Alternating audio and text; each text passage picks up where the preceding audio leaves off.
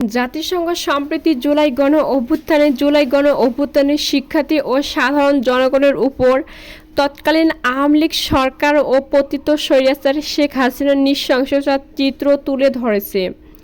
এর ফলে বাংলাদেশের রাজনীতিতে হাসিনার ক্যারিয়ারও শেষ হয়ে গেছে। সম্প্রতি এক ফেসবুক স্ট্যাটাসে এমনটাই জানিয়েছেন প্রধান উপদেষ্টা ডক্টর মোহাম্মদ ইউনূসের প্রেস সচিব শফিকুল আলম। তিনি নিজের ফেসবুক অ্যাকাউন্টে লেখেন, গত আগস্টের শেষ দিকে যখন প্রধান উপদেষ্টা অধ্যাপক মোহাম্মদ ইউনূস সিদ্ধান্ত নেন যে জাতিসংঘের মানবাধিকার সংস্থাকে নিরপেক্ষভাবে জুলাই ও আগস্টের নৃশংসতার তদন্তের জন্য আমন্ত্রণ জানানো হবে, তখন অনেকেই সংশয় প্রকাশ করেছিলেন। কেউ কেউ পুরনো বাংলা প্রবাদ মনে করিয়ে দিয়েছিলেন, খাল কেটে কুমির আনার জোগাড় হচ্ছে। কেউ কেউ মনে করতেন জাতিসংঘের এই তদন্ত অপ্রয়োজনীয় হস্তক্ষেপে সামিল হবে এবং হয়তো একটি সমঝোতাপূর্ণ প্রতিবেদন প্রকাশ করবে, যেমনটা কখনো কখনো আফ্রিকা ও মধ্যপ্রাচ্যে দেখা যায়। তবে অধ্যাপক ইউনূস তার সিদ্ধান্তে অবিচল ছিলেন। তিনি হত্যাকাণ্ড ও সহিংসতার নিরপেক্ষ তদন্ত চেয়েছিলেন এবং জানতেন যে শুধুমাত্র জাতিসংঘের মানবাধিকার সংস্থাই এই ধরনের সত্য অনুসন্ধান মিশন পরিচালনা করতে পারে। আসলে বাংলাদেশের সবাই জানত যে জুলাই আগস্টে কী ঘটেছে, কে হত্যার আদেশ দিয়েছিল, পুলিশের ভূমিকা কী ছিল, নিরাপত্তা বাহিনী ও আওয়ামী লীগ নেতৃত্ব এবং কর্মীদের ভূমিকা কী ছিল, সবাই জনসম্পর্কে স্পষ্ট ছিল। কিন্তু কেবল দেশীয় বর্ণনার উপর নির্ভর করলে চলত না। আন্তর্জাতিকভাবে স্বীকৃত ও বিশ্বস্ত একটি সংস্থা তদন্তের প্রয়োজন ছিল। আর যদি সত্য কষ্টদায়কও হয়, তবে সেটাই বাস্তবতা। জাতিসংঘকে এই প্রতিবেদনের জন্য ডেকে এনে ডক্টর ইউনূস তার রাজনৈতিক দূরদর্শিতার পরিচয় দিয়েছিলেন বলে জানান শফিকুল। তাতে হাসিনার রাজনৈতিক ক্যারিয়ারে শেষ হয়ে গেছে। তিনি বলেন, ডক্টর ইউনূসের দূরদর্শিতা এবার বাস্তবে রূপ নিয়েছে। জাতিসংঘে এই তদন্ত প্রতিবেদন শেখ হাসিনার নেতৃত্বের উপর শেষ পেরেক মেরে দিয়েছে। তার রাজনীতিতে ফিরে আসার যে ক্ষীণ সম্ভাবনা ছিল, সেটাও এখন শেষ।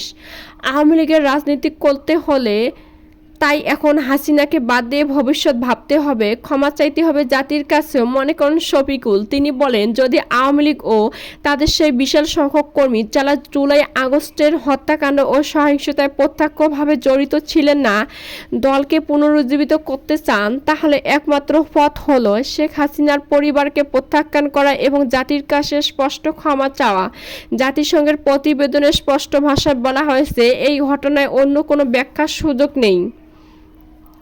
স্বাধীন বাংলাদেশে এর আগেও স্বৈরাচারের পতন ঘটেছে, তবে সেই স্বৈরাচার হুসেইন মোহাম্মদ এরশাদের সঙ্গে হাসিনার পার্থক্য বিস্তর। সেটা দেখিয়ে দিয়েছে জাতিসংঘের এই প্রতিবেদন। শফিকুল বলেন, 1990 সালে গণ আন্দোলনের মাধ্যমে ক্ষমতা হারানো সামরিক শাসক জেনারেল এরশাদ মাত্র 59 বছর বয়সে ক্ষমতাচ্যুত হন।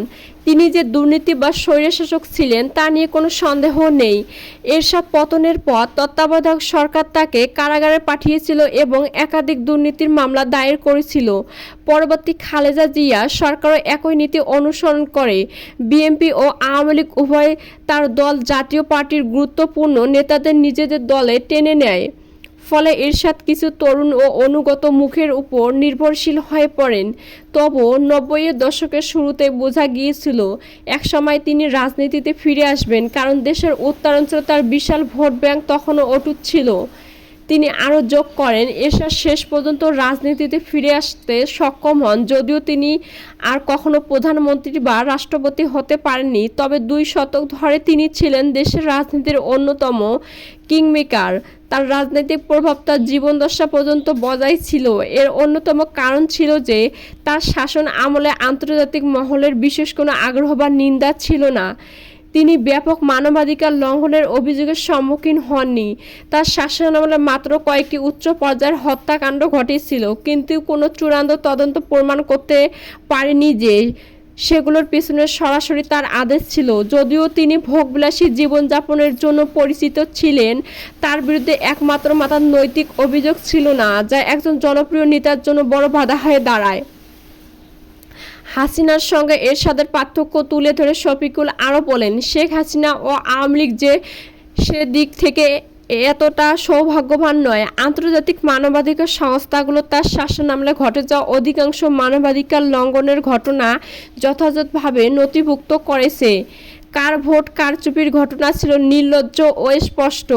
গুম, হত্যা, গণহারে গ্রেপ্তার এসব ঘটনার কারণে বিশ্বব্যাপী তীব্র প্রতিক্রিয়া তৈরি হয়। তবুও সন্ত্রাসী বিরোধী অবস্থানের কারণে এবং একটি শক্তিশালী দেশের প্রত্যক্ষ সমর্থনের ফলে তিনি বহুদিন ধরে আন্তর্জাতিক মহলে সুবিধা পেয়ে আসতেছিলেন। প্রতিবাদ যখন তার স্বৈরতান্ত্রিক শাসনের বিরুদ্ধে জনমত তৈরি হয়েছে, পশ্চিমা বিশ্ব তাকে কিছুটা হলেও সমর্থন দিয়েছে, কারণ সন্ত্রাসী বিরোধী যুদ্ধে তিনি সঠিক দলে ছিলেন।